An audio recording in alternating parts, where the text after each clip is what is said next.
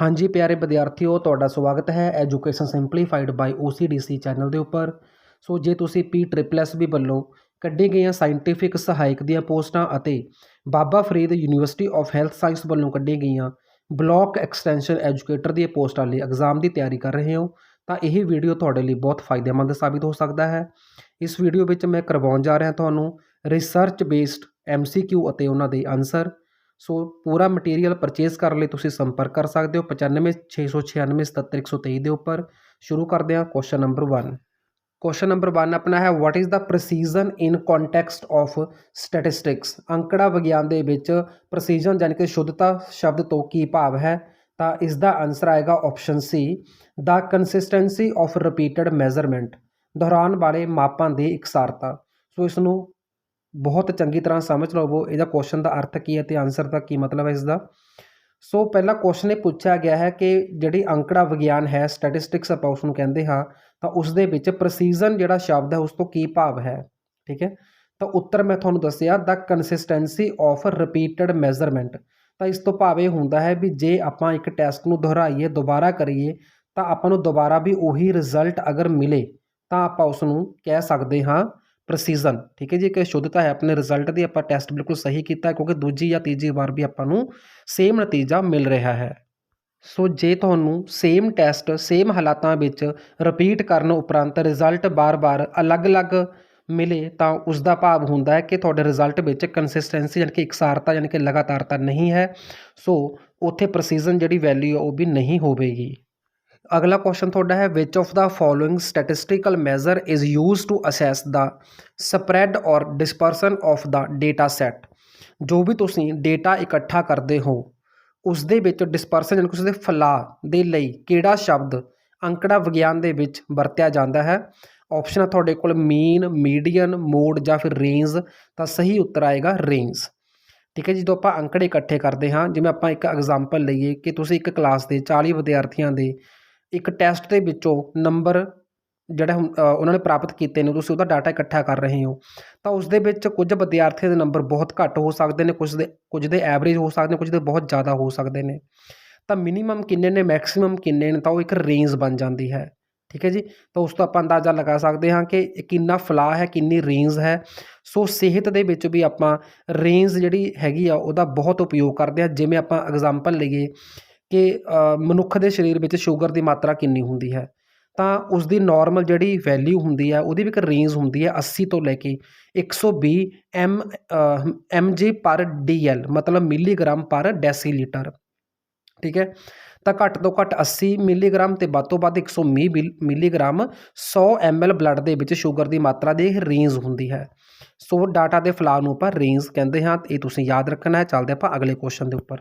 ਅਗਲਾ ਕੁਐਸਚਨ ਤੁਹਾਡਾ ਹੈ ਜੀ in a normal distribution what percentage of data falls within 1 standard deviation from the ਮੀਨ।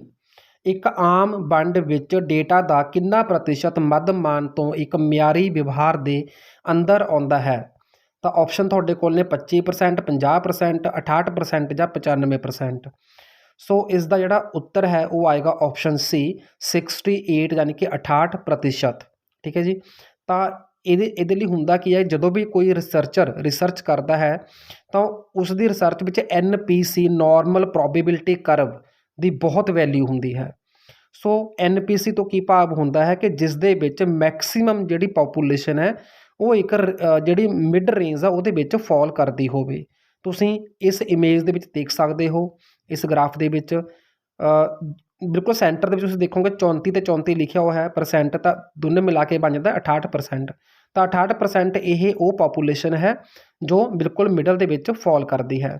ਇਹਨਾਂ ਦੇ ਦੋਨਾਂ ਦੇ ਪਾਸੇ ਲਿਖਾ 13.5 13.5 ਯਾਨੀ ਕਿ 27% ਜਿਹੜੀ ਹੈਗੀ ਆ ਉਹ ਥੋੜ੍ਹੀ ਜਿਹੀ ਡਿਵੀਏਟ ਹੈ ਨਾਰਮਲ ਤੋਂ, ਅਤੇ ਉਸ ਤੋਂ ਬਾਅਦ ਜਿਹੜੀ ਬਾਕੀ 2.5 ਅਤੇ 0.15% ਹੈ ਉਹ ਬਿਲਕੁਲ ਐਕਸਟ੍ਰੀਮ ਲੈਵਲ ਦੇ ਉੱਪਰ ਹੈ ਦੋਨਾਂ ਸਾਈਡ ਤੋਂ। ਇਸ ਦੇ ਨਾਲ ਹੀ ਇੱਕ ਕੁਐਸਚਨ ਇਹ ਵੀ ਪੁੱਛਿਆ ਜਾਂਦਾ ਹੈ ਕਿ ਨਾਰਮਲ ਪ੍ਰੋਬੇਬਿਲਿਟੀ ਕਰਵ ਦੇ ਵਿੱਚ ਗ੍ਰਾਫ ਦੀ ਸ਼ੇਪ ਕਿਸ ਤਰ੍ਹਾਂ ਦੀ ਹੁੰਦੀ ਹੈ? ਤਾਂ ਤੁਹਾਡਾ ਉੱਤਰ ਆਏਗਾ ਬੈਲ ਸ਼ੇਪ ਗ੍ਰਾਫ। ਠੀਕ ਹੈ ਜੀ, ਮੰਦਰ ਦੀ ਘੰਟੀ ਬੈਲ ਜਿਹੜੀ ਹੁੰਦੀ ਹੈ, ਤਾਂ ਬੈਲ ਸ਼ੇਪ ਗ੍ਰਾਫ ਬਣਦਾ, ਤੁਸੀਂ ਇਹ ਦੇਖ ਰਹੇ ਹੋ। ਤਾਂ ਜਿੱਥੇ ਬੈਲ ਸ਼ੇਪ ਗ੍ਰਾਫ ਬਣੀ ਡੇਟਾ ਦਾ, ਤਾਂ ਉਸ ਨੂੰ ਆਪਾਂ ਕਹਿ ਸਕਦੇ ਹਾਂ ਵੀ ਉਹਦੀ ਜਿਹੜੀ ਪਾਪੂਲੇਸ਼ਨ ਆ ਉਹ ਬਹੁਤ ਜ਼ਿਆਦਾ ਪਾਪੂਲੇਸ਼ਨ ਨਾਰਮਲ ਪ੍ਰੋਬੇਬਿਲਿਟੀ ਦੇ ਵਿੱਚ ਫਾਲ ਕਰਦੀ ਹੈ। ਅਗਲੇ ਕੁਐਸਚਨ ਦੀ ਆਪਾਂ ਗੱਲ ਕਰੀਏ ਤਾਂ ਕੁਐਸਚਨ ਹੈ ਤੁਹਾਡਾ, a researcher want to reduce sampling error in the study. ਇੱਕ ਖੋਜ ਕਰਤਾ ਹੈ ਜੋ ਆਪਣੇ ਅਧਿਐਨ ਦੇ ਵਿੱਚ ਸੈਂਪਲ ਲੈਣ ਦੀ ਜਿਹੜੀ ਗਲਤੀ ਹੈ ਉਸ ਨੂੰ ਉਹ ਘਟਾਉਣਾ ਚਾਹੁੰਦਾ ਹੈ। What should the researcher do to achieve this goal. ਅਜਿਹਾ ਟੀਚਾ ਪ੍ਰਾਪਤ ਕਰਨ ਦੇ ਲਈ ਖੋਜਕਰਤਾ ਨੂੰ ਕੀ ਕਰਨਾ ਚਾਹੀਦਾ ਹੈ। ਆਪਸ਼ਨ ਤੁਹਾਡੇ ਕੋਲ ਨੇ ਕਿ ਉਹ ਸੈਂਪਲ ਦੇ ਆਕਾਰ ਨੂੰ ਵਧਾਵੇ, ਯਾਨੀ ਕਿ ਸੈਂਪਲ ਦੇ ਸਾਈਜ਼ ਨੂੰ ਵਧਾਵੇ, ਜਾਂ ਫਿਰ ਸੈਂਪਲ ਦੇ ਸਾਈਜ਼ ਨੂੰ ਓਨਾ ਹੀ ਰੱਖੇ, ਜਾਂ ਸੈਂਪਲ ਦੇ ਸਾਈਜ਼ ਨੂੰ ਘਟਾਵੇ, ਜਾਂ ਫਿਰ ਸੈਂਪਲ ਦੇ ਸਾਈਜ਼ ਨੂੰ ਇਗਨੋਰ ਕਰਕੇ ਚੱਲੇ। ਤਾਂ ਇਸ ਦਾ ਉੱਤਰ ਆਏਗਾ ਆਪਸ਼ਨ ਏ, ਇਨਕਰੀਜ਼ ਦਾ ਸੈਂਪਲ ਸਾਈਜ਼। ਜੇ ਕੋਈ ਖੋਜਕਰਤਾ ਸੈਂਪਲ ਨਾਲ ਸੰਬੰਧਿਤ ਐਰਰ ਨੂੰ ਘਟਾਉਣਾ ਚਾਹੁੰਦਾ ਹੈ ਤਾਂ ਉਸਨੂੰ ਸੈਂਪਲ ਦਾ ਸਾਈਜ਼ ਵੱਡਾ ਲੈਣਾ ਪਵੇਗਾ। ਉਦਾਹਰਨ ਦੇ ਤੌਰ 'ਤੇ ਆਪਾਂ ਗੱਲ ਕਰੀਏ, ਵੋਟਾਂ ਪੈ ਕੇ ਹਟੀਆਂ ਨੇ ਹੁਣ 3-4 ਸੂਬਿਆਂ ਦੇ ਵਿੱਚ, ਤਾਂ ਵੋਟਾਂ ਦੇ ਦੌਰਾਨ ਇੱਕ ਐਗਜ਼ਿਟ ਪੋਲ, ਤੁਸੀਂ ਸੁਣਿਆ ਹੋਵੇਗਾ ਐਗਜ਼ਿਟ ਪੋਲ ਇੱਕ ਸਰਵੇ ਦੇ ਬੇਸ 'ਤੇ ਕੀਤਾ ਜਾਂਦਾ ਹੈ। ਸੋ ਐਗਜ਼ਿਟ ਪੋਲ ਜਿੰਨਾ ਵੱਡੇ ਸਰਵੇ ਸੈਂਪਲ ਲਿਆ ਜਾਵੇਗਾ ਉਹਨੇ ਉਹਦੇ ਜਿਹੜੇ ਰਿਜ਼ਲਟ ਹੋਣਗੇ ਉਹ ਜ਼ਿਆਦਾ ਸਟੀਕ ਅਤੇ ਸਹੀ ਹੋਣ ਦੇ ਦਾ ਅਨੁਮਾਨ ਲਗਾਇਆ ਜਾ ਸਕਦਾ ਹੈ। ਜੇ ਸੈਂਪਲ ਸਾਈਜ਼ ਛੋਟਾ ਹੋਵੇਗਾ ਤਾਂ ਜਿਹੜਾ ਰਿਜ਼ਲਟ ਹੁੰਦਾ ਹੈ ਉਹ ਗਲਤ ਸਾਬਿਤ ਹੋ ਸਕਦਾ ਹੁੰਦਾ ਹੈ। ਸੋ ਇਸੇ ਤਰ੍ਹਾਂ ਸਿਹਤ ਨਾਲ ਸੰਬੰਧਿਤ ਪਾਲਿਸੀ ਬਣਾਉਣ ਦੇ ਲਈ ਜਦੋਂ ਡੇਟਾ ਇਕੱਠਾ ਕੀਤਾ ਜਾਂਦਾ ਹੈ ਤਾਂ ਉਸ ਦੇ ਵਿੱਚ ਵੀ ਜਿਹੜਾ ਸੈਂਪਲ ਸਾਈਜ਼ ਹੈ, ਜੇ ਆਪਾਂ ਸੈਂਪਲ ਸਾਈਜ਼ ਵੱਡਾ ਰੱਖਾਂਗੇ ਤਾਂ ਗਲਤੀ ਦੇ ਜਿਹੜੇ ਚਾਂਸਸ ਨੇ ਉਹ ਘਟ ਜਾਂਦੇ ਨੇ ਤੇ ਜਿਹੜੇ ਨਤੀਜੇ ਨੇ ਉਹ ਸਟੀਕ ਆਉਣ ਦੀ ਸੰਭਾਵਨਾ ਵੱਧ ਜਾਂਦੀ ਹੈ। ਹੁਣ ਚੱਲਦੇ ਹਾਂ ਕੁਐਸਚਨ ਨੰਬਰ 5 ਦੇ ਉੱਪਰ। ਕੁਐਸਚਨ ਨੰਬਰ 5 ਤੁਹਾਡਾ ਹੈ, which of the following is a measure of strength and direction of the linear relationship between two variables. ਤਾਂ ਇਸ 'ਚ ਪੁੱਛਿਆ ਕੀ ਗਿਆ ਹੈ ਕਿ ਹੇਠਾਂ ਦਿੱਤਿਆਂ ਵਿੱਚੋਂ ਕਿਹੜਾ ਦੋ ਵੇਰੀਏਬਲਾਂ ਵਿਚਕਾਰ ਰੇਖਿਕ ਸੰਬੰਧਾਂ ਦੀ ਤਾਕਤ ਅਤੇ ਦਿਸ਼ਾ ਦਾ ਮਾਪ ਹੈ। ਤਾਂ ਇਸ ਦਾ ਆਨਸਰ ਆਏਗਾ ਕੋਰਿਲੇਸ਼ਨ ਕੋਫੀਸ਼ੀਐਂਟ। ਹੁਣ ਪਹਿਲਾਂ ਤੁਹਾਨੂੰ ਕੋਰਿਲੇਸ਼ਨ ਪਤਾ ਹੋਣਾ ਚਾਹੀਦਾ ਹੈ, ਫਿਰ ਵੇਰੀਏਬਲ ਪਤਾ ਹੋਣਾ ਚਾਹੀਦਾ ਹੈ, ਫਿਰ ਕੋਫੀਸ਼ੀਐਂਟ ਪਤਾ ਹੋਣਾ ਚਾਹੀਦਾ ਹੈ। ਤਾਂ ਆਪਾਂ ਸਭ ਤੋਂ ਪਹਿਲਾਂ ਗੱਲ ਕਰੀਏ ਸਹਿ ਸੰਬੰਧ, ਯਾਨੀ ਕਿ ਕੋਰਿਲੇਸ਼ਨ ਤੋਂ ਕੀ ਭਾਵ ਹੁੰਦਾ ਹੈ। ਤਾਂ ਉਸ ਦੇ ਲਈ ਆਪਾਂ ਉਦਾਹਰਨ ਲਈਏ ਕਿ ਜਿਸ ਤਰ੍ਹਾਂ ਤੁਸੀਂ ਕਿਸੇ ਵੀ ਆਪਣੇ ਐਗਜ਼ਾਮ ਦੀ ਤਿਆਰੀ ਕਰ ਰਹੇ ਹੋ ਤਾਂ ਤੁਸੀਂ ਕਿੰਨੇ ਘੰਟੇ ਤਿਆਰੀ ਕਰ ਰਹੇ ਹੋ, ਤਾਂ ਤੁਸੀਂ ਘੰਟੇ ਆਪਦੇ ਘਟਾ ਵਧਾ ਸਕਦੇ ਹੋ। ਸੋ ਇਹ ਇੱਕ ਉਹ ਵੇਰੀਏਬਲ ਹੋ ਗਿਆ ਜਿਸ ਨੂੰ ਤੁਸੀਂ ਚੇਂਜ ਕਰ ਸਕਦੇ ਹੋ, ਠੀਕ ਹੈ। ਅਤੇ ਇਹਦਾ ਇੰਪੈਕਟ ਤੁਹਾਡੇ ਪੜ੍ਹਾਈ ਦੇ ਤੁਹਾਡੇ ਨੰਬਰਾਂ ਦੇ ਉੱਪਰ ਪਵੇਗਾ ਕਿ ਤੁਸੀਂ ਇੰਨੇ ਘੰਟੇ ਪੜ੍ਹੇ ਤਾਂ ਤੁਸੀਂ ਇੰਨੇ ਨੰਬਰ ਲੈਣ ਦੇ ਲਈ ਕਾਬਿਲ ਹੋਏ, ਠੀਕ ਹੈ। ਤਾਂ ਤੁਹਾਡਾ ਜਿਹੜਾ ਨੰਬਰ ਆ ਰਹੇ ਨੇ ਉਹ ਤੁਹਾਡਾ ਇੱਕ ਦੂਜਾ ਵੇਰੀਏਬਲ ਹੋ ਗਿਆ ਕਿ ਤੁਸੀਂ ਕਿੰਨੇ ਘੰਟੇ ਪੜ੍ਹੇ, ਉਹਦਾ ਆਪਾਂ ਪ੍ਰਭਾਵ ਦੇਖ ਰਹੇ ਹਾਂ ਤੁਹਾਡੇ ਆਉਣ ਵਾਲੇ ਨੰਬਰਾਂ ਦੇ ਉੱਪਰ। ਤਾਂ ਤੁਸੀਂ ਇੱਕ ਵੇਰੀਏਬਲ ਨੂੰ ਚੇਂਜ ਕਰਕੇ ਦੂਜੇ ਵੇਰੀਏਬਲ ਦੇ ਉੱਪਰ ਪ੍ਰਭਾਵ ਦੇਖਣਾ ਹੈ। ਤਾਂ ਆਪਾਂ ਦੋਨਾਂ ਦੇ ਵਿੱਚ ਫਿਰ ਬਾਅਦ 'ਚ ਸੰਬੰਧ ਪਤਾ ਕਰਾਂਗੇ। ਉਹ ਸੰਬੰਧ ਕਿਵੇਂ ਪਤਾ ਕਰਾਂਗੇ, ਜੇ ਤੁਹਾਡੇ ਪੜ੍ਹਾਈ ਦੇ ਘੰਟੇ ਵਧਾਉਣ ਨਾਲ ਤੁਹਾਡੇ ਨੰਬਰ ਵੱਧ ਰਹੇ ਨੇ ਤਾਂ ਆਪਾਂ ਕਹਾਂਗੇ ਇਹ ਸਕਾਰਾਤਮਕ ਸਹਿ ਸੰਬੰਧ ਹੈ, ਯਾਨੀ ਕਿ ਪੋਜ਼ੀਟਿਵ ਕੋਰਿਲੇਸ਼ਨ ਹੈ। ਜੇ ਤੁਹਾਡੇ ਘੰਟੇ ਵਧਾਉਣ ਨਾਲ ਨੰਬਰ ਘਟ ਰਹੇ ਨੇ ਤਾਂ ਇਹਦਾ ਮਤਲਬ ਰਿਲੇਸ਼ਨ ਉਲਟਾ ਹੈ, ਨਕਾਰਾਤਮਕ ਹੈ। ਜੇ ਘੰਟੇ ਵਧਾਉਣ ਜਾਂ ਘਟਾਉਣ ਨਾਲ ਤੁਹਾਡੇ ਨੰਬਰਾਂ ਉੱਪਰ ਕੋਈ ਇੰਪੈਕਟ ਨਹੀਂ ਆ ਰਿਹਾ ਤਾਂ ਆਪਾਂ ਕਹਾਂਗੇ ਪੜ੍ਹਾਈ ਦੇ ਘੰਟਿਆਂ ਅਤੇ ਪੜ੍ਹਾਈ ਦੇ ਨੰਬਰਾਂ ਵਿਚਕਾਰ ਕੋਈ ਵੀ ਰਿਲੇਸ਼ਨਸ਼ਿਪ, ਕੋਈ ਵੀ ਸਹਿ ਸੰਬੰਧ ਨਹੀਂ ਹੈ। ਸੋ ਹੁਣ ਆਪਾਂ ਗੱਲ ਕਰੀਏ ਕੋਰਿਲੇਸ਼ਨ ਕੋਫੀਸ਼ੀਐਂਟ। ਤਾਂ ਕੋਰਿਲੇਸ਼ਨ ਕੋਫੀਸ਼ੀਐਂਟ ਤੋਂ ਆਪਾਂ ਨੂੰ ਇਹ ਪਤਾ ਲੱਗਦਾ ਹੈ ਕਿ ਦੋ ਵੇਰੀਏਬਲਾਂ ਦੇ ਵਿਚਕਾਰ ਕਿੰਨਾ ਕੁ ਗੂੜਾ ਸਹਿ ਸੰਬੰਧ ਹੈ, ਠੀਕ ਹੈ ਜੀ। ਜਿੰਨਾ ਕੋਰਿਲੇਸ਼ਨ ਕੋਫੀਸ਼ੀਐਂਟ ਜ਼ਿਆਦਾ ਹੋਊਗਾ ਤਾਂ ਇਹਦਾ ਮਤਲਬ ਦੋ ਵੇਰੀਏਬਲ ਦੇ ਵਿਚਕਾਰ ਬਹੁਤ ਜ਼ਿਆਦਾ ਜਿਹੜਾ ਕੋਰਿਲੇਸ਼ਨ ਪਾਇਆ ਜਾਂਦਾ ਹੈ। ਸੋ ਅੱਗੇ ਆਪਾਂ ਗੱਲ ਕਰੀਏ ਕੋਰਿਲੇਸ਼ਨ ਦੀ ਰੇਂਜ ਹੁੰਦੀ ਹੈ, ਇਹ ਵੀ ਬਹੁਤ ਹੀ ਇੰਪੋਰਟੈਂਟ ਕੁਐਸਚਨ ਤੁਹਾਡੇ ਐਗਜ਼ਾਮ ਦੇ ਲਈ। ਤਾਂ ਕੋਰਿਲੇਸ਼ਨ ਦੀ ਜਿਹੜੀ ਰੇਂਜ ਆ ਉਹ ਹੁੰਦੀ ਹੈ -1 ਤੋਂ ਲੈ ਕੇ +1, ਠੀਕ ਹੈ ਜੀ। ਇਹ ਯਾਦ ਰੱਖਣਾ, -1 ਤੋਂ +1 ਤੱਕ ਰੇਂਜ ਮੰਨੀ ਜਾਂਦੀ ਹੈ ਕੋਰਿਲੇਸ਼ਨ ਦੀ, ਯਾਨੀ ਕਿ ਕੋਰਿਲੇਸ਼ਨ ਕੋਫੀਸ਼ੀਐਂਟ ਦੀ, ਸੌਰੀ। ਤਾਂ ਕੋਰਿਲੇਸ਼ਨ ਕੋਫੀਸ਼ੀਐਂਟ ਨੂੰ ਛੋਟੀ r ਦੇ ਨਾਲ ਡਿਨੋਟ ਕੀਤਾ ਜਾਂਦਾ ਹੈ। ਇਹ ਵੀ ਇੱਕ ਕੁਐਸਚਨ ਪੇਪਰ ਵਿੱਚ ਬਣ ਸਕਦਾ ਹੈ ਕਿ ਕੋਰਿਲੇਸ਼ਨ ਕੋਫੀਸ਼ੀਐਂਟ ਨੂੰ ਕਿਸ ਅੱਖਰ ਨਾਲ ਡਿਨੋਟ ਕੀਤਾ ਜਾਂਦਾ ਹੈ। ਤਾਂ ਆਨਸਰ ਆਏਗਾ ਸਮਾਲ r, ਠੀਕ ਹੈ ਜੀ। ਸੋ ਅੱਗੇ ਆਪਾਂ ਚੱਲੀਏ, ਤਾਂ ਜੇ ਤੁਹਾਡੀ r ਦੀ ਵੈਲਿਊ 1 ਦੇ ਬਰਾਬਰ ਆ ਰਹੀ ਹੈ ਤਾਂ ਆਪਾਂ ਕਹਾਂਗੇ ਵੀ ਬਹੁਤ ਜਿਹੜਾ ਕੰਪਲੀਟ ਕੋਰਿਲੇਸ਼ਨ ਹੈ ਇਹ, ਠੀਕ ਹੈ। ਇਹਨੂੰ ਕੀ ਕਹਾਂਗੇ, ਕੰਪਲੀਟ ਕੋਰਿਲੇਸ਼ਨ, ਸੰਪੂਰਨ ਸਕਾਰਾਤਮਕ ਸੰਬੰਧ। ਜੇ r ਦੀ ਵੈਲਿਊ -1 ਆ ਰਹੀ ਹੈ ਤਾਂ ਆਪਾਂ ਕਹਾਂਗੇ ਸੰਪੂਰਨ ਨਕਾਰਾਤਮਕ ਸੰਬੰਧ, ਯਾਨੀ ਕਿ ਨੈਗੇਟਿਵ ਕੋਰਿਲੇਸ਼ਨ। ਅਤੇ ਜੇ r ਦੀ ਵੈਲਿਊ 0 ਆ ਰਹੀ ਹੈ ਤਾਂ ਆਪਾਂ ਕਹਾਂਗੇ ਨੋ ਕੋਰਿਲੇਸ਼ਨ, ਕਿ ਦੋ ਵੇਰੀਏਬਲਾਂ ਦੇ ਵਿਚਕਾਰ ਆਪਸ ਵਿੱਚ ਕੋਈ ਸੰਬੰਧ ਨਹੀਂ ਹੈ। ਹੁਣ ਚੱਲਦੇ ਨੈਕਸਟ ਕੁਐਸਚਨ 'ਤੇ। What does p value signifies in hypothesis testing. ਤਾਂ ਇਸ ਦੇ ਵਿੱਚ ਸਭ ਤੋਂ ਪਹਿਲਾਂ ਤੁਹਾਨੂੰ ਪਤਾ ਹੋਣਾ ਚਾਹੀਦਾ ਕਿ ਹਾਈਪੋਥੇਸਿਸ ਕੀ ਹੁੰਦਾ ਹੈ। ਤਾਂ ਹਾਈਪੋਥੇਸਿਸ ਨੂੰ ਆਪਾਂ ਡਿਫਾਈਨ ਕਰ ਸਕਦੇ ਹਾਂ ਸੁਜੈਸਟਿਵ ਆਨਸਰ ਟੂ ਐਨੀ ਪ੍ਰੋਬਲਮ, ਠੀਕ ਹੈ ਜੀ। ਕਿਸੇ ਵੀ ਪ੍ਰੋਬਲਮ ਦਾ ਇੱਕ ਸੁਝਾਅ ਆਨਸਰ ਜਿਹੜਾ ਹੋ ਸਕਦਾ ਉਹਨੂੰ ਆਪਾਂ ਹਾਈਪੋਥੇਸਿਸ ਕਹਿੰਦੇ ਹਾਂ। ਇਹ ਆਪਣੀ ਇੱਕ ਪਰਿਕਲਪਨਾ ਹੁੰਦੀ ਹੈ ਕਿ ਵੀ ਅਜਿਹਾ ਹੋਇਆ ਹੋਵੇਗਾ ਜਾਂ ਅਜਿਹਾ ਹੋ ਸਕਦਾ ਹੈ। ਸੋ ਕਿਸੇ ਵੀ ਪ੍ਰੋਬਲਮ ਦੇ ਲਈ ਪਹਿਲਾਂ ਆਪਾਂ ਇੱਕ ਹਾਈਪੋਥੇਸਿਸ ਬਣਾਉਂਦੇ ਹਾਂ ਅਤੇ ਉਸ ਤੋਂ ਬਾਅਦ ਉਸ ਦੇ ਉੱਪਰ ਪ੍ਰਯੋਗ ਕਰਕੇ ਹਾਈਪੋਥੇਸਿਸ ਦੇ ਬਾਰੇ ਪਤਾ ਲਗਾਉਂਦੇ ਹਾਂ ਕਿ ਜੋ ਹਾਈਪੋਥੇਸਿਸ ਆਪਾਂ ਬਣਾਇਆ ਉਹ ਸਹੀ ਹੈ ਜਾਂ ਨਹੀਂ ਹੈ, ਕਿ ਉਸ ਨੂੰ ਸਵੀਕਾਰਿਆ ਜਾ ਸਕਦਾ ਹੈ ਜਾਂ ਫਿਰ ਰਿਜੈਕਟ ਕੀਤਾ ਜਾ ਸਕਦਾ ਹੈ। ਸੋ ਪੀ ਵੈਲਿਊ ਦੀ ਆਪਾਂ ਗੱਲ ਕਰੀਏ ਕਿ ਪੀ ਵੈਲਿਊ ਕੀ ਸਿਗਨੀਫਾਈ ਕਰਦੀ ਹੈ, ਤਾਂ ਪਹਿਲੀ ਆਪਸ਼ਨ ਤੁਹਾਡੇ ਕੋਲ ਹੈ the probability of making a type 1 error, ਦੂਜੀ ਆਪਸ਼ਨ ਹੈ probability of making a type 2 error, ਤੀਜੀ ਆਪਸ਼ਨ ਹੈ ਲੈਵਲ ਆਫ ਸਿਗਨੀਫਿਕੈਂਸ, ਚੌਥੀ ਆਪਸ਼ਨ ਹੈ strength of relationship between variables. ਤਾਂ ਜਿਹੜੀ ਪੀ ਵੈਲਿਊ ਹੈ ਉਸ ਤੋਂ ਆਪਾਂ ਨੂੰ ਪਤਾ ਲੱਗਦਾ ਹੈ probability of making a type 1 error. ਤਾਂ ਇਸ ਦਾ ਪੂਰਾ PDF ਮੇਰੇ ਨੋਟਸ ਵਿੱਚ ਉਪਲਬਧ ਹੈ ਕਿ ਟਾਈਪ 1 ਜਾਂ ਟਾਈਪ 2 ਐਰਰ ਕੀ ਹੁੰਦੀਆਂ ਨੇ। ਸੋ ਡੈਫੀਨੇਸ਼ਨ ਦੀ ਆਪਾਂ ਗੱਲ ਕਰੀਏ, P value is the probability of obtaining the test result, ਕਿ ਟੈਸਟ ਰਿਜ਼ਲਟ ਤੁਹਾਨੂੰ ਕਿੰਨਾ ਮਿਲੇਗਾ ਉਸ ਪ੍ਰੋਬੇਬਿਲਿਟੀ ਨੂੰ ਆਪਾਂ ਪੀ ਵੈਲਿਊ ਕਹਿੰਦੇ ਹਾਂ। ਠੀਕ ਹੈ ਜੀ। ਤਾਂ ਇਸ ਤੋਂ ਆਪਾਂ ਇਹ ਪਤਾ ਲਗਾਉਂਦੇ ਹਾਂ ਕਿ ਜਿਹੜਾ ਆਪਾਂ ਹਾਈਪੋਥੇਸਿਸ ਬਣਾਇਆ ਕਿ ਉਹ ਟਰੂ ਹੈ ਜਾਂ ਨਹੀਂ ਹੈ। It quantifies the likelihood of observing the data or more extreme data under the assumption that there is no real effect or difference। ਸੋ ਇੱਥੇ ਨਲ ਹਾਈਪੋਥੇਸਿਸ ਤੋਂ ਭਾਵ ਹੁੰਦਾ ਹੈ ਜਿੱਥੇ ਆਪਾਂ ਇਹ ਮੰਨ ਕੇ ਚੱਲਦੇ ਹਾਂ ਕਿ ਦੋ ਵੇਰੀਏਬਲ ਦੇ ਵਿਚਕਾਰ ਆਪਸ ਵਿੱਚ ਕੋਈ ਸੰਬੰਧ ਨਹੀਂ ਹੈ, ਤਾਂ ਉਸ ਨੂੰ ਆਪਾਂ ਨਲ ਹਾਈਪੋਥੇਸਿਸ ਕਹਿੰਦੇ ਹਾਂ। ਤਾਂ ਡੇਟਾ ਤੋਂ ਆਪਾਂ ਨੂੰ ਪਤਾ ਲੱਗਦਾ ਹੈ, ਪੀ ਵੈਲਿਊ ਤੋਂ ਪਤਾ ਲੱਗਦਾ ਹੈ ਕਿ ਨਲ ਹਾਈਪੋਥੇਸਿਸ ਟਰੂ ਹੈ ਜਾਂ ਨਹੀਂ ਹੈ। ਸੋ ਅੱਗੇ ਆਪਾਂ ਗੱਲ ਕਰੀਏ ਡਿਸੀਜ਼ਨ ਰੂਲ ਦੇ ਬਾਰੇ। ਡਿਸੀਜ਼ਨ ਰੂਲ ਕੀ ਕਹਿੰਦਾ ਹੈ, ਇਨ ਹਾਈਪੋਥੇਸਿਸ ਟੈਸਟਿੰਗ ਅ ਰਿਸਰਚਰ ਇਸਟੈਬਲਿਸ਼ ਅ ਸਿਗਨੀਫਿਕੈਂਸ ਲੈਵਲ ਆਫਨ ਡੀਨੋਟਡ ਬਾਈ ਅਲਫਾ, ਕਿ ਜੋ ਖੋਜ ਕਰਤਾ ਹੁੰਦਾ ਹੈ ਉਹ ਜਦੋਂ ਹਾਈਪੋਥੇਸਿਸ ਨੂੰ ਟੈਸਟ ਕਰਦਾ ਹੈ ਤਾਂ ਉਹ ਪਹਿਲਾਂ ਤੋਂ ਇੱਕ ਸਿਗਨੀਫਿਕੈਂਸ ਲੈਵਲ ਮੰਨ ਕੇ ਚੱਲਦਾ ਹੈ ਜਿਸ ਨੂੰ ਡਿਨੋਟ ਕੀਤਾ ਜਾਂਦਾ ਹੈ ਅਲਫਾ ਦੇ ਨਾਲ। ਠੀਕ ਹੈ ਜੀ। Which is threshold for deciding whether to reject the null hypothesis, ਕਿ ਇਹ ਇੱਕ ਥ੍ਰੈਸ਼ਹੋਲਡ ਵੈਲਿਊ ਹੁੰਦੀ ਹੈ ਅਲਫਾ ਜੋ ਆਪਾਂ ਨੇ ਕਿਹਾ ਹੈ, ਅਤੇ ਇਸ ਦੇ ਆਧਾਰ ਦੇ ਉੱਪਰ ਆਪਾਂ ਨੇ ਚੈੱਕ ਕਰਨਾ ਹੁੰਦਾ ਕਿ ਆਪਾਂ ਨਲ ਹਾਈਪੋਥੇਸਿਸ ਨੂੰ ਰਿਜੈਕਟ ਕਰਨਾ ਹੈ ਜਾਂ ਨਹੀਂ। ਸੋ ਕਾਮਨ ਜਿਹੜਾ ਸਿਗਨੀਫਿਕੈਂਸ ਵੈਲਿਊਜ਼ ਲਈਆਂ ਜਾਂਦੀਆਂ ਨੇ ਉਹ ਹੁੰਦੀਆਂ ਨੇ 0.01, 0.05 ਅਤੇ 0.1। ਸੋ ਜਿਹੜੀ ਪੀ ਵੈਲਿਊ ਹੈ ਅਗਰ ਉਹ ਅਲਫਾ ਤੋਂ ਘੱਟ ਆਉਂਦੀ ਹੈ, ਅਲਫਾ ਆਪਣੇ ਕੀ ਕਿਹਾ ਸੀ ਹੁਣੇ ਸਿਗਨੀਫਿਕੈਂਸ, ਠੀਕ ਹੈ, ਸਿਗਨੀਫਿਕੈਂਸ ਲੈਵਲ ਨੂੰ ਆਪਾਂ ਅਲਫਾ ਕਿਹਾ।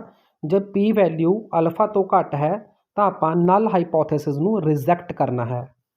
ਅਤੇ ਇਸ ਦੇ ਉਲਟ ਅਗਰ ਪੀ ਵੈਲਿਊ ਗ੍ਰੇਟਰ ਜਾਂ ਇਕੁਅਲ ਟੂ ਅਲਫਾ ਹੈ, ਮਤਲਬ ਪੀ ਦੀ ਵੈਲਿਊ ਲੈਵਲ ਆਫ ਸਿਗਨੀਫਿਕੈਂਸ ਦੇ ਬਰਾਬਰ ਹੈ ਜਾਂ ਉਸ ਤੋਂ ਜ਼ਿਆਦਾ ਹੈ, ਤਾਂ ਉੱਥੇ ਆਪਾਂ ਨੇ ਕੀ ਕਰਨਾ ਹੈ ਕਿ ਜਿਹੜਾ ਨਲ ਹਾਈਪੋਥੇਸਿਸ ਹੈ ਉਸ ਨੂੰ ਰਿਜੈਕਟ ਨਹੀਂ ਕਰਨਾ। ਠੀਕ ਹੈ ਜੀ। This means that the observed data is consistent with what would be expected if the null hypothesis were true। So it indicates that there is not enough evidence to reject the null hypothesis, कि ਆਪਾਂ ਇੱਥੇ null hypothesis ਨੂੰ reject ਨਹੀਂ ਕਰ ਸਕਦੇ ਕਿਉਂਕਿ ਆਪਣੇ ਕੋਲ ਬਹੁਤ ਹੀ ਜ਼ਿਆਦਾ ਸਬੂਤ ਜਿਹੜੇ ਹੈਗੇ ਨੇ ਉਹ ਨਹੀਂ ਪਾਏ ਗਏ ਜੇ ਪੀ ਦੀ ਵੈਲਿਊ ਜ਼ਿਆਦਾ ਹੈ ਅਲਫਾ ਨਾਲੋਂ, ਯਾਨੀ ਕਿ ਲੈਵਲ ਆਫ ਸਿਗਨੀਫਿਕੈਂਸ ਨਾਲੋਂ। Question number 7, when is the Wilcoxon signed rank test typically used? Wilcoxon signed rank test ਕਦੋਂ ਵਰਤਿਆ ਜਾਂਦਾ ਹੈ? ਤਾਂ ਇਸ ਦਾ ਆਨਸਰ ਆਏਗਾ option B, to compare means of two related groups। ਜਿਹੜੇ ਦੋ ਸੰਬੰਧਿਤ ਸਮੂਹ ਹੁੰਦੇ ਨੇ ਉਹਨਾਂ ਦੇ ਜੋ ਮੀਨ ਯਾਨੀ ਕਿ ਜੋ ਔਸਤ ਹੈ ਉਹਨਾਂ ਦੀ ਆਪਸ ਵਿੱਚ ਤੁਲਨਾ ਕਰਨ ਦੇ ਲਈ ਵਿਲਕੌਕਸਨ ਸਾਈਨਡ ਰੈਂਕ ਟੈਸਟ ਦੀ ਵਰਤੋਂ ਕੀਤੀ ਜਾਂਦੀ ਹੈ। ਸੋ ਆਪਾਂ ਕਹਿ ਸਕਦੇ ਕਿ ਜਿਹੜਾ ਵਿਲਕੌਕਸਨ ਸਾਈਨਡ ਰੈਂਕ ਟੈਸਟ ਹੈ it is typically used in situation where a researcher, ਜਿੱਥੇ ਖੋਜ ਕਰਤਾ ਇੰਟਰਸਟਡ ਹੁੰਦਾ ਹੈ ਕੰਪੇਅਰਿੰਗ ਯਾਨੀ ਕਿ ਤੁਲਨਾ ਕਰਨ ਦੇ ਵਿੱਚ ਟੂ ਰਿਲੇਟਡ ਗਰੁੱਪਸ, ਤਾਂ ਕਿ ਉਹ ਡਿਟਰਮਾਈਨ ਕਰ ਸਕੇ, ਨਿਰਧਾਰਿਤ ਕਰ ਸਕੇ ਕਿ ਕੀ ਕੋਈ ਸਿਗਨੀਫਿਕੈਂਟ ਡਿਫਰੈਂਸ ਦੋ ਸਮੂਹਾਂ ਦੇ ਵਿਚਕਾਰ ਹੈ ਜਾਂ ਨਹੀਂ ਹੈ। ਸੋ ਇਹ ਇੱਕ ਨੌਨ ਪੈਰਾਮੀਟਰਿਕ ਟੈਸਟ ਹੈ। ਇਹ ਵੀ ਬਹੁਤ ਹੀ ਇੰਪੋਰਟੈਂਟ ਕੁਐਸਚਨ ਹੈ ਤੁਹਾਡੇ ਐਗਜ਼ਾਮ ਦੇ ਲਈ। ਇਹ ਪੁੱਛ ਸਕਦੇ ਨੇ ਕਿ ਜਿਹੜਾ ਵਿਲਕੌਕਸਨ ਸਾਈਨਡ ਰੈਂਕ ਟੈਸਟ ਹੈ ਉਹ ਪੈਰਾਮੀਟਰਿਕ ਟੈਸਟ ਹੈ ਜਾਂ ਫਿਰ ਨੌਨ ਪੈਰਾਮੀਟਰਿਕ ਹੈ। ਤਾਂ ਇਹ ਨੌਨ ਪੈਰਾਮੀਟਰਿਕ ਟੈਸਟ ਹੈ ਕਿਉਂਕਿ ਇਸ ਦੇ ਵਿੱਚ ਇਹ ਅਜ਼ਿਊਮ ਨਹੀਂ ਕੀਤਾ ਜਾਂਦਾ ਕਿ ਜੋ ਡੇਟਾ ਹੈ ਉਹ ਨੋਰਮਲ ਪ੍ਰੋਬੇਬਿਲਿਟੀ ਕਰਵ ਦੇ ਵਿੱਚ ਫਾਲ ਕਰਦਾ ਹੈ। Question number 8, what is the purpose of F test in analysis of variance? Analysis of variance ਨੂੰ ਅਨੋਵਾ ਦੇ ਨਾਮ ਨਾਲ ਜਾਣਿਆ ਜਾਂਦਾ ਹੈ। ਤਾਂ ਇਸ ਦੇ ਵਿੱਚ F ਟੈਸਟ ਦਾ ਕੀ ਉਦੇਸ਼ ਹੁੰਦਾ ਹੈ? ਤਾਂ ਇਸ ਦਾ ਆਨਸਰ ਹੈਗਾ option A, to compare variance between two groups, दो ग्रुप के विचकार जो अंतराल हुंदा है, ठीक है जी, तो उसनूं आपां कंपेयर करना है। To compare variance between two groups के लिए आपां यूज़ करते हैं एफ टैसट नूं। ओके, तो एफ टैसट की हुंदा है ये आपां गल करते हैं अगे। द टैसट स्टैटिस्टिक्स और एफ स्टैटिस्टिक्स की हुंदा है।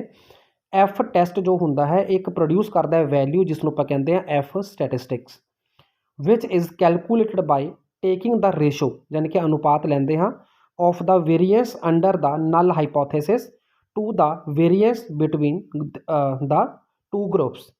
तो एफ का तुसीं फॉर्मूला देख सकते हो, आप ऊपर लिखा है बिटवीन ग्रुप वेरीएबिलिटी, यानी कि दो अलग अलग ग्रुप ने दोनों के विचकार की वेरीएबिलिटी है उसनूं आपां उपर लेना है, ਅਤੇ विदिन द वन ग्रुप किहड़ी वेरीएबिलिटी उसनूं आपां नीचे लेना है। तो ਇਹਦੀ ਜਿਹੜੀ ਵੈਲਿਊ ਆ ਗਈ ਉਸਨੂੰ ਆਪਾਂ ਕਹਾਂਗੇ ਐਫ ਸਟੈਟਿਸਟਿਕਸ। ਸੋ ਐਫ ਹੋ ਗਿਆ ਆਪਣਾ equal to between group variability divided by within the group variability. ਹੁਣ ਤੁਸੀਂ ਇੱਥੇ ਇਹ ਵੀ ਸਮਝੋ ਕਿ ਬਿਟਵੀਨ ਗਰੁੱਪ ਵੇਰੀਏਬਿਲਿਟੀ ਅਤੇ ਵਿਦਿਨ ਦਾ ਗਰੁੱਪ ਵੇਰੀਏਬਿਲਿਟੀ ਤੋਂ ਕੀ ਭਾਵ ਹੈ। ਮੰਨ ਲਓ ਤੁਸੀਂ ਇੱਕ ਕਲਾਸ ਲੈ ਲੈਂਦੇ ਹੋ 10th ਕਲਾਸ, ਤਾਂ ਉਹਦੇ ਆਪਾਂ ਦੋ ਸੈਕਸ਼ਨ ਲੈ ਲਈਏ 10th A ਅਤੇ 10th B, ਦੋਨਾਂ ਵਿੱਚ ਬਰਾਬਰ ਜਿਹੜੀ ਬੱਚਿਆਂ ਦੀ ਸੰਖਿਆ ਹੈ, ਤਾਂ ਤੁਸੀਂ ਉਹਨਾਂ ਦਾ ਕੋਈ ਟੈਸਟ ਲੈਤਾ, ਠੀਕ ਹੈ, ਤਾਂ ਟੈਸਟ ਵਿੱਚੋਂ ਪ੍ਰਾਪਤ ਜਿਹੜੇ ਮਾਰਕਸ ਨੇ ਉਹਨਾਂ ਦੇ ਤੁਸੀਂ ਡਾਟਾ ਇਕੱਠਾ ਕੀਤਾ।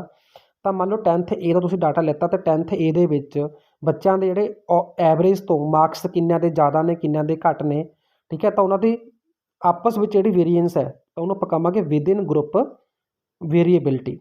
ਇਸੇ ਤਰ੍ਹਾਂ ਜਦੋਂ ਤੁਸੀਂ 10th A ਨੂੰ 10th B ਦੇ ਮਾਰਕਸ ਨਾਲ ਕੰਪੇਅਰ ਕਰੋਗੇ ਤਾਂ ਉਹ ਹੋ ਜਾਊਗਾ ਬਿਟਵੀਨ ਗਰੁੱਪ, ਠੀਕ ਹੈ, ਤੁਸੀਂ ਇੱਕ 10th A ਦਾ ਗਰੁੱਪ ਲੈਤਾ ਇੱਕ 10th B ਦਾ ਗਰੁੱਪ ਲੈਤਾ, ਤਾਂ ਉਹਨੂੰ ਆਪਾਂ ਕਹਾਂਗੇ ਬਿਟਵੀਨ ਗਰੁੱਪ, ਯਾਨੀ ਕਿ ਦੋ ਸਮੂਹਾਂ ਦੇ ਵਿਚਕਾਰ ਕੀ ਵੇਰੀਐਂਸ ਹੈ ਅਤੇ ਇੱਕ ਸਮੂਹ ਦੇ ਵਿੱਚ ਕੀ ਵੇਰੀਐਂਸ ਹੈ, ਤਾਂ ਉਹਨਾਂ ਦੀ ਰੇਸ਼ੋ ਨੂੰ ਆਪਾਂ ਨੇ ਕੀ ਕਿਹਾ ਐਫ ਸਟੈਟਿਸਟਿਕਸ। ਸੋ ਨੈਕਸਟ ਆਪਣਾ ਹੈ what is the significance level typically set in an hypothesis testing. ਇੱਕ ਹਾਈਪੋਥੇਸਿਸ ਟੈਸਟਿੰਗ ਦੇ ਵਿੱਚ ਸਿਗਨੀਫਿਕੈਂਸ ਲੈਵਲ ਆਮ ਤੌਰ 'ਤੇ ਕਿਹੜਾ ਲਿਆ ਜਾਂਦਾ ਹੈ, ਤਾਂ ਆਪਸ਼ਨ 0.01 0.05 0.1 ਜਾਂ ਫਿਰ 0.5, ਤਾਂ ਆਨਸਰ ਆਏਗਾ ਆਪਸ਼ਨ ਬੀ 0.05। ਵੈਸੇ ਇਹ ਤਿੰਨੇ ਵੈਲਿਊ ਲਈਆਂ ਜਾਂਦੀਆਂ ਨੇ 0.01 ਵੀ 0.05 ਵੀ 0.1 ਵੀ, ਬਟ ਟਿਪੀਕਲੀ ਜਿਹੜਾ ਆਮ ਤੌਰ 'ਤੇ ਤਿੰਨਾਂ ਵਿੱਚੋਂ ਲਿਆ ਜਾਂਦਾ ਉਹ ਹੁੰਦਾ 0.05। Question number 10, what does the term confidence interval represent in statistics। Statistics ਯਾਨੀ ਕਿ ਅੰਕੜਾ ਵਿਗਿਆਨ ਦੇ ਵਿੱਚ ਕੌਨਫੀਡੈਂਸ ਇੰਟਰਵਲ ਯਾਨੀ ਕਿ ਵਿਸ਼ਵਾਸ ਅੰਤਰਾਲ ਕੀ ਦਰਸਾਉਂਦਾ ਹੈ, ਤਾਂ ਇਸ ਦਾ ਉੱਤਰ ਆਏਗਾ option A a range of values that likely contain the true population parameter. ਮਤਲਬ ਇਹ ਇੱਕ ਮੁੱਲਾਂ ਦੀ ਇੱਕ ਰੇਂਜ ਹੁੰਦੀ ਹੈ ਜਿਸ ਵਿੱਚ ਸੰਭਾਵਿਤ ਤੌਰ 'ਤੇ ਸਹੀ ਆਬਾਦੀ ਪੈਰਾਮੀਟਰ ਸ਼ਾਮਿਲ ਹੁੰਦੇ ਹਨ। ਆਪਾਂ ਇੱਥੇ ਉਦਾਹਰਨ ਲਈਏ ਵਿਦ ਦਾ 95% ਕੌਨਫੀਡੈਂਸ ਇੰਟਰਵਲ, ਅਗਰ ਤੁਹਾਨੂੰ ਕੌਨਫੀਡੈਂਸ ਇੰਟਰਵਲ ਦੀ ਵੈਲਿਊ 95 ਦਿੱਤੀ ਗਈ ਹੈ ਤਾਂ ਇਸ ਦਾ ਭਾਵ ਇਹ ਹੋਇਆ ਕਿ ਤੁਹਾਡੇ ਹਾਈਪੋਥੇਸਿਸ ਦੇ ਵਿੱਚ 5% ਗਲਤੀ ਦੇ ਚਾਂਸ ਹਨ, ਠੀਕ ਹੈ ਜੀ। 95% ਕੌਨਫੀਡੈਂਸ ਇੰਟਰਵਲ ਦਾ ਭਾਵ ਹੋਇਆ 100 ਚੋਂ 95 ਆਪਾਂ ਕੱਢੀਏ ਤਾਂ 5 ਬਚ ਗਿਆ, ਤਾਂ ਯਾਨੀ ਕਿ ਜਿਹੜੇ ਗਲਤੀ ਦੇ ਚਾਂਸਸ ਨੇ ਉਹ 5% ਹਨ। ਸੋ ਰਿਸਰਚ ਦੇ ਵਿੱਚੋਂ ਪੁੱਛੇ ਜਾਣ ਵਾਲੇ ਬਹੁਤ ਹੀ ਇੰਪੋਰਟੈਂਟ ਮਹੱਤਵਪੂਰਨ ਅਤੇ ਬਹੁਤ ਜ਼ਿਆਦਾ ਵੇਟੇਜ ਵਾਲੇ ਇਹ ਕੁਐਸਚਨ ਹਨ ਅਤੇ ਉਮੀਦ ਕਰਦਾ ਇਹ ਵੀਡੀਓ ਤੁਹਾਨੂੰ ਪਸੰਦ ਆਵੇਗਾ। ਇਹ ਵੀਡੀਓ ਦੂਜਿਆਂ ਨਾਲ ਵੀ ਸ਼ੇਅਰ ਕਰਨਾ ਨਾ ਭੁੱਲੋ। ਕੰਪਲੀਟ ਸਟੱਡੀ ਮਟੀਰੀਅਲ ਪਰਚੇਜ਼ ਕਰਨ ਲਈ ਤੁਸੀਂ ਗਿਵਨ ਨੰਬਰ ਦੇ ਉੱਪਰ ਸੰਪਰਕ ਕਰ ਸਕਦੇ ਹੋ ਅਤੇ ਚੈਨਲ ਦੇ ਨਾਲ ਜੁੜਨ ਲਈ ਸਬਸਕ੍ਰਾਈਬ ਦਾ ਬਟਨ ਦਬਣਾ ਵੀ ਨਾ ਭੁੱਲੋ। Thank you, thanks for watching.